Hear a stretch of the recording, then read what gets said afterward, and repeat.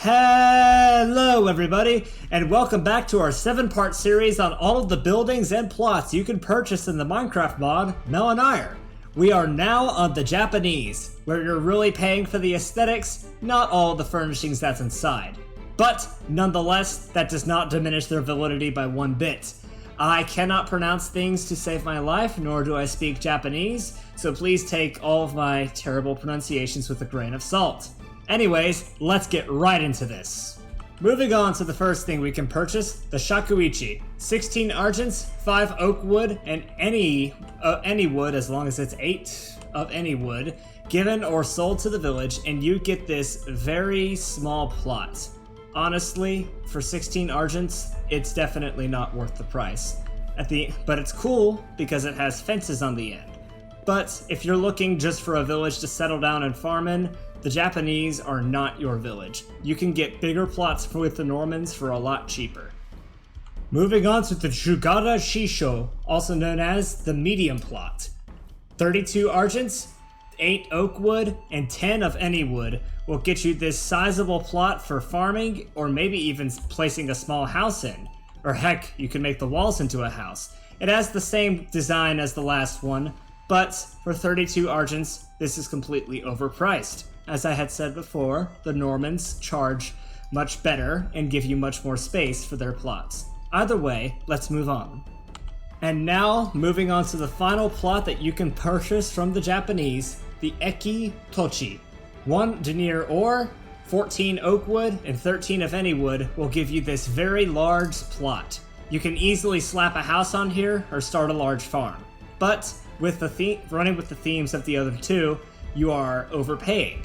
The Normans, their best is the Tres Grand Terrain, which is arguably bigger than this is, and it's for 50% cheaper.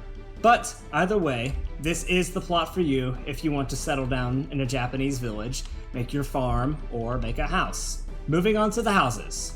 Moving on to the houses now, we have our first house, the Mokuzokaku, I believe if I am pronouncing that correctly, for 25 argents, giving or selling 8 cobble, 48 spruce, 6 of any wood, 23 oak, and 113 thatch to the village. You get this very small looking house that only has one window. It has a crafting table and a chest. You can easily place a door down here, and you can easily build up the window and place a bed in here. However, this is not starting with much.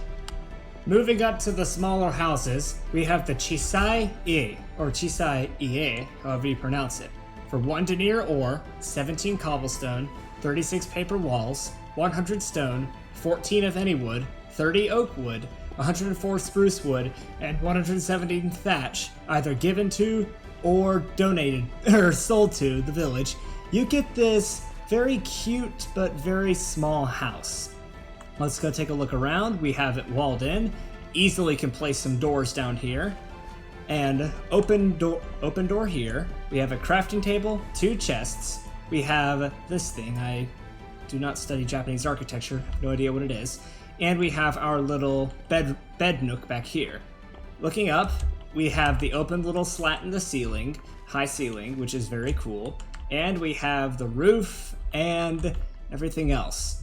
This house is quite expensive and you're not getting much for it for what you pay. But still, it's definitely a nice looking house, and an experienced interior designer can easily divvy this up a little bit. Now, moving on to the next house. Moving on to the next one, the Reinusha-ie, or E, not sure how to pronounce that, for 4 denier ores, giving away or selling 178 cobblestone, 28 paper walls, 166 spruce, 4 wool, 52 oak wood, 230 plain timber frames, 281 stone, and 18 of any wood, you get this very nice looking mid-range house. It's not the best, but it's by no means the worst. Over here, we have our courtyard with our furnaces and all. We could easily just put doors here, and this can literally just be a walled-in house. Now, let's go. We have a little outway, or a balcony, not sure if that's a balcony, and inside we have crafting table, 2 chests, And we have the entryway down here. And around the corner, we have our little bed nook. And of course, with the design of Japanese architecture, you have the open concept ceiling. So this house looks very good, but like I've been saying, the aesthetics are definitely pricey. You're paying for the aesthetics rather than paying for the actual house or what's inside it, but still, it looks very nice. And here we are with the best house that you can buy, the Kai-ie or Kai-e, I'm not sure how to pronounce that, for 8 denier ores, 127 cobble, 68 paper walls, 340 spruce logs, 10 wool, 42 oak, 424 plain timber frames, 622 stone, and 21 of any wood, you get this aesthetically beautiful house with a walled-in courtyard. Let's go take a look. Around the house, you can see it's got the traditional Japanese architecture. It's standing above the ground, and it's got the walls. We have our furnaces out here, and we have our little pond. I'm in a cold biome, so it's freezing up. Now, let's go inside. Inside, it's very bare bones. It just has a crafting table and a chest. This is the main entrance, and this would be your bedroom. Also, parts of the ceiling are open, which is really cool for the aesthetics. But, like we said, the Japanese, they're all about aesthetics and not really about the furniture inside here. But you can easily divvy up everything inside here to your liking. Moving out here, we actually have a balcony that overlooks the pond. And that is the Kai-ie. Honestly, from my standpoint, it's a lot of resources, and the 8 denier ore price tag is not very good for me. It is genuinely just, whoa, super expensive. I don't recommend buying this, but if you're a huge fan of the aesthetic, go for it. And now we have the final purchasable structure. This isn't a house, this isn't a plot, this is a yaba, an archery range.